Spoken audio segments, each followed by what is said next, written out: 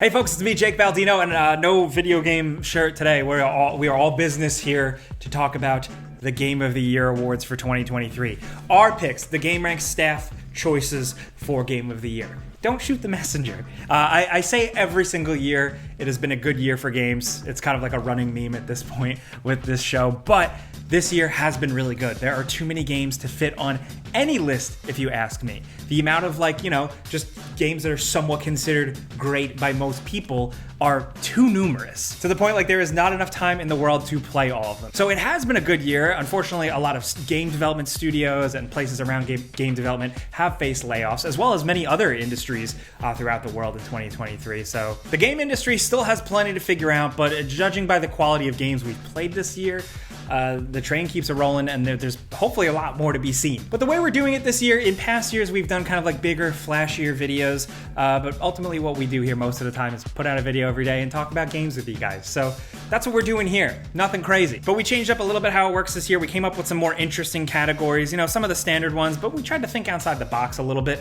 Also, again, these are not just my choices, but the rest of the crew behind the scenes on the gameranx video team. We're going to have each category have a winner and a runner-up. So we want to talk as many games as possible, so let's get started off with our first little award, or whatever you want to call it, our choice for best music in a 2023 game. And believe it or not, the gameranx choice was Hi-Fi Rush. From audio director Shuichi Kobori and the rest of their team, this game has a lot. From the actual score to the game, the licensed songs in this game, a ton of great tracks, including from Nine Inch Nails. There's so much to enjoy in this game.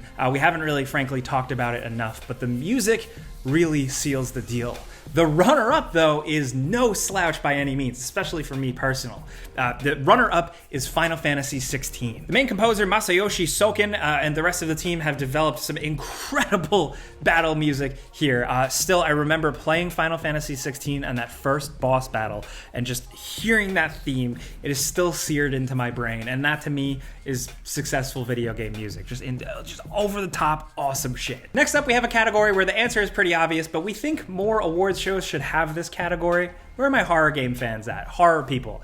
This is best horror game of 2023. There were a couple of things to pick from, but ultimately, our winner, our choice is Alan Wake 2. Alan Wake 2 goes full in on survival horror and has plenty of scares. It's got a lot of jump scares, of course, but then it also has really good mood and atmosphere and tension that just builds upon things. And the fact that you have all these different environments, like a real spooky woods, a saga, and the haunted noir New York twisted world of Alan Wake, they're scares and scary vibes around every corner, and it absolutely works. The runner-up, believe it or not, is something out of left field because we have no rules here. It's Phasmophobia. Phasmophobia is not a game from 2023, but some of the people on the crew here really enjoyed playing through some of the newer updates this year. It's a really good co-op ghost hunting game, so if you've never checked it out, there you go. Next up, we have a new category we came up with. It's called Best Customization. Just games that let you get into the settings and really tinker. Not necessarily accessibility settings, but actual in-game customizations, like your character layout, stuff like that. So the winner for Best Customization is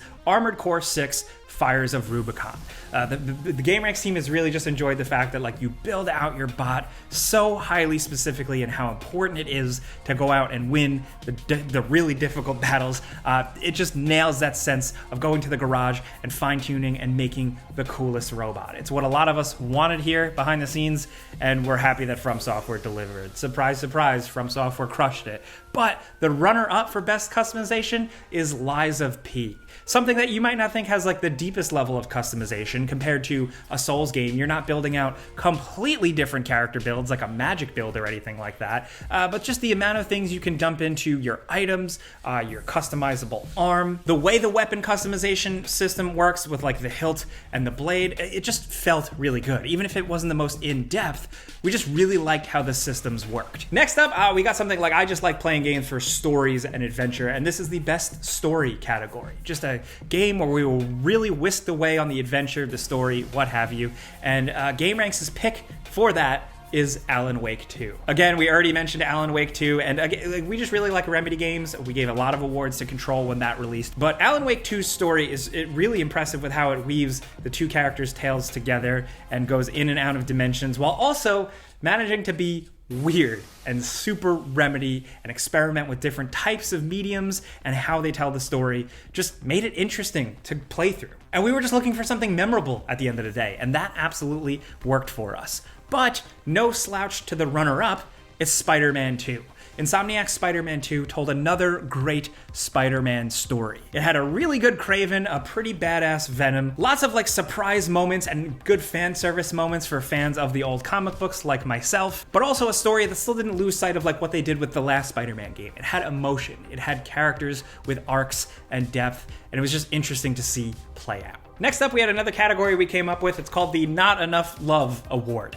A lot of games this year have come out and have been absolutely great, but just haven't really gotten mentioned much. Just kind of fell out of the conversation. Like Wolong Fallen Dynasty, Hogwarts Legacy, Atomic Heart, released in the beginning of the year and had some respectable elements, but ultimately they kind of fell out of the conversation. So for this category, we wanted to highlight stuff like that. So after a lot of deliberation for us, the Not Enough Love Award actually goes to El Paso Elsewhere. This is a game I've talked a little bit here on the channel. We all really liked it behind the scenes. It's kind of like a Max Payne inspired game. Like it's almost got like very blocky PS1, PS2 graphics and a really good mood and atmosphere, but the gameplay is third person running and gunning and bullet time diving in slow motion and plays and feels a lot like the original Max Payne. Although this time around you're shooting like, vampires and werewolves and weird creatures, and there's some really great music, some great art direction, and some scenery-chewing noir dialogue with some great voice acting. It is an incredibly simple game, mind you. It is a smaller, more independent game, but it's awesome. It totally lived up to our expectations. Just an indie game really going after that Max Payne 1 feel. But the runner-up for the Not Enough Love Awards is actually Bayonetta Origins, Cereza and the Lost Demon. This is one that seemingly came and went, but everybody who played it, specifically some of the gang here at gameranx, just really enjoyed it. Just a different take on Bayonetta, totally different gameplay style, but just something that they found enjoyable to play through. Next up is an old-fashioned category, totally works. It's Best Multiplayer. And the winner is Fortnite. No, it's not Fortnite. I'm just kidding. Our choice. Don't look at me like that. Don't make a face. No, our best pick for multiplayer this year is Diablo 4. For all its faults and its ups and downs, right now Diablo 4 is feeling pretty good, but regardless of when you play it, playing through with a friend and just killing stuff and building up your characters is an undeniably good time. That's really the long and short of it, man. The runner-up actually was some tense arguing behind the scenes. The runner-up comes between Street Fighter 6 and Baldur's Gate 3, specifically because like the Baldur's Gate 3 co-op is some powerfully awesome stuff. Next up, another weird category we came up with, it's Best Vibes in a Game. So just a game you play to chill out. It doesn't necessarily have to be the most challenging. It just has to have some interesting mechanics, some cool music, just a little bit more of a relaxing play.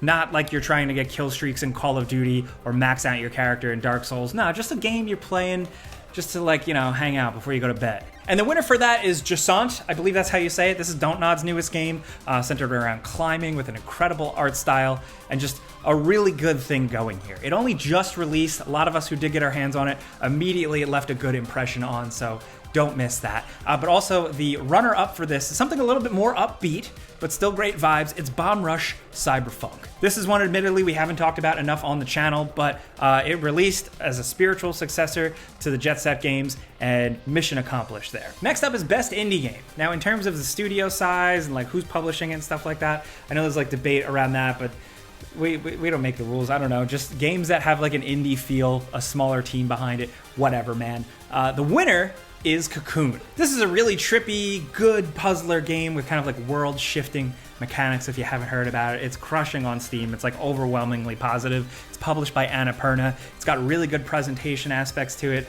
It's something you should consider checking out. But the runner-up for Best Indie is Dredge. We really love Dredge. It's a game where you just drive around on a boat and you go out in the water, and it's fishing mini games and shit like that, and an inventory system that you have to manage. It's kind of like Resident Evil 4's classic inventory, and it's incredibly addictive, but also has an interesting story and through line and mysteries in the water. There's some challenge to it. It's a game that we didn't expect to really care too much about, but once you play it, you get hooked. Hooked? You see what I did there? Hooked like fishing? I'm so funny. Come on. I'm trying to be funny. I'm trying to let. Come on. Next up, another category we were messing around with. We call this category Best Game That Isn't a Sequel. We just wanted something, we wanted to highlight and reward something new that just came out. It is its own thing, and yeah, that's really it. So the winner for this one is Lies of P.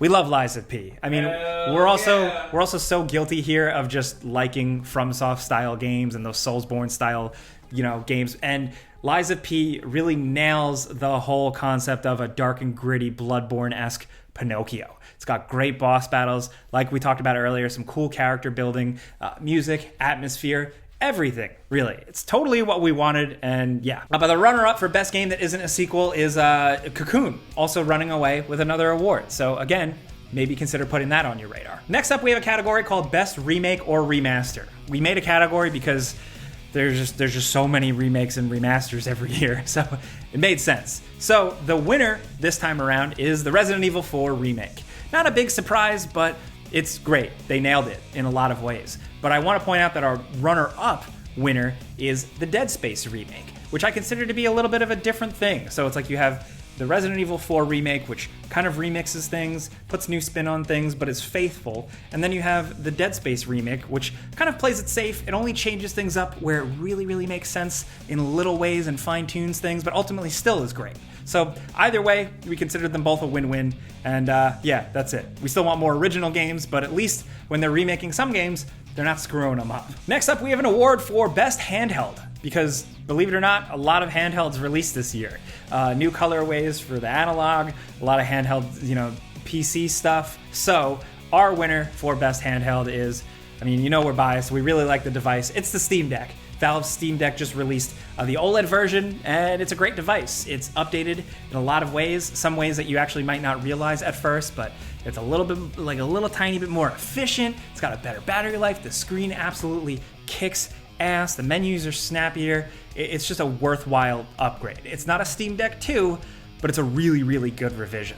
But believe it or not, the runner-up, it was tight, but it ultimately goes out to the Lenovo Legion Go. This is more recently released, but Juan behind the scenes specifically really died on a sword for this one. He likes it more than the Asus ROG Ally. It's got a great battery, a good stand, the detachable controllers work really well. It's just an interesting device. Next up, we're talking most anticipated, the thing that we're looking forward to next year. So we all deliberated, we got together, and our pick ultimately for most anticipated is Final Fantasy VII Rebirth. We really just want to see where this one goes. Final Fantasy Remake was awesome, but we're excited to see them just take it to the next level in a lot of ways without spoiling anything. I don't know if I could spoil that yet. I don't know what the deal is. But yeah, plus if you're just talking about the old Final Fantasy VII, like the original, they're getting to the point where they can do a lot more cool stuff. Anyway, I digress. The runner-up for most anticipated is Star Wars Outlaws. This is the open world Ubisoft Star Wars game. Now, we've been burned by Ubisoft games before, but some of the people working on this one behind the scenes and what we've seen so far is shaping up to just be something cool, a little bit different, something in Star Wars that isn't just centered around lightsabers. It's always nice and worth checking out, so we're really, really hoping that they nail it with this one. Last but certainly not least, and don't yell at me, don't get mad at me, don't shoot the messenger, it's our Game of the Year award, our best game of 2023. The winner is Baldur's Gate 3. Surprise, surprise. Honestly, we're recording this video kind of early, but I expect this to win a lot of awards, specifically because it's not everybody's just conspiring to make it win. It's because a lot of the RPG stuff here is really impressive. The decision making, the branching storylines, the character choices, all that stuff just really works. I was amazed. I said it in the Before You Buy back when it came out. The amount of things you can throw at this game to try and mess it up, and how everything is written and everything is considered, and it keeps throwing things back at you is just really fun. I know the turn-based gameplay isn't for everybody. I see it in comments, but I'd still consider pushing through it, because even if you just like games like more BioWare, like a Mass Effect style game, there is so much of that type of stuff. So you should push through the turn-based stuff. Regardless, it's great. The co-op is great. It is lengthy. It is really everything you want from an RPG. I know that sounds like a lot, but we mean it here. And believe it or not, the runner-up for best game of 2023 is The Legend of Zelda: Tears of the Kingdom. It's just a bigger, better, crazier Zelda game with so much more to do, so much more to mess around with. You can dump tons of hours into this game with just all the questing and exploration, not to mention all the weird stuff you could get into. Where's Zelda gonna go from here? I have no idea. They're making a movie, so there's that. But Yeah, that's our Game of the Year 2023 list. Those are our picks for the best games of 2023. Chances are there's something we missed. Me personally, I wanted to just talk more about the RoboCop game, but they wouldn't let me. So that's how it goes. There's not enough time to talk about everything, so we want to hear from you guys in the comments your own Game of the Year list. Maybe you have a top 2. Maybe you've only played 2 games. Maybe you have a top 5. Maybe you have a top 10. Who knows? Just let us know, because it's great for us to see, but also other people in the comments looking for recommendations for more games. Because that's ultimately the bottom line of what we're doing here, right? So thank you guys for a great year from all of us here at gameranx. Watching literally puts food on our table, so we can't thank you guys enough for that. We've been doing this for a long time now, but I never really do this on screen, so I'm about to do it. Have a great and happy and safe holiday season wherever you are in the world. Cheers. Pizza's on me. I'm Jake Baldino. Did you really not get me a slice? Oh.